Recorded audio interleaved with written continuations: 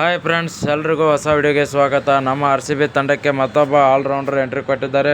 ಅದು ಯಾರು ಹಾಗೂ ಎಷ್ಟು ಮೊತ್ತಕ್ಕೆ ಎಂಟ್ರಿ ಕೊಟ್ಟಿದ್ದಾರೆ ಅದನ್ನೆಲ್ಲ ನೋಡ್ಕೊಂಬರೋಣ. ಅದಕ್ಕಿಂತ ಮುಂಚೆ ನೀವು ನಮ್ಮ ಚಾನಲ್ಗೆ ಹೊಸಬರಾಗಿದ್ದರೆ ಈಗಲೇ ಸಬ್ಸ್ಕ್ರೈಬ್ ಮಾಡ್ಕೊಳ್ಳಿ. ಹಾಗೆ ಪಕ್ಕದಲ್ಲೇ ಇರೋ ಬೆಲ್ ಐಕನ್ ಮೇಲೆ ಆಲ್ ಅಂತ ಕ್ಲಿಕ್ ಮಾಡ್ಕೊಳ್ಳಿ. ನಾವು ಯಾವುದೇ ಹೊಸ ವಿಡಿಯೋ ಅಪ್ಲೋಡ್ ಮಾಡಿದರೂ ಮೊದಲು ನಿಮಗೆ ನೋಟಿಫಿಕೇಷನ್ ಬರುತ್ತೆ.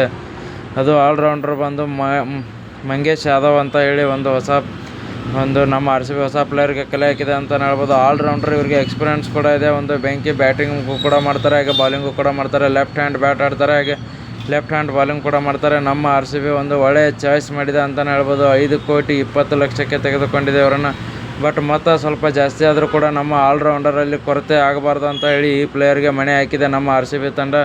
ಇವರು ಕೂಡ ಒಂದು ಬೆಂಕಿ ಪರ್ಫಾರ್ಮೆನ್ಸ್ ಕೊಡ್ತಾರೆ ಅಂತಲೇ ಹೇಳ್ಬೋದು. ಹಲವು T20 ಮ್ಯಾಚ್ಗಳಲ್ಲಿ ಇವರು 50 ಹಾಗೆ 100 ಕೂಡ ಕಂಪ್ಲೀಟ್ ಮಾಡಿದ್ದಾರೆ.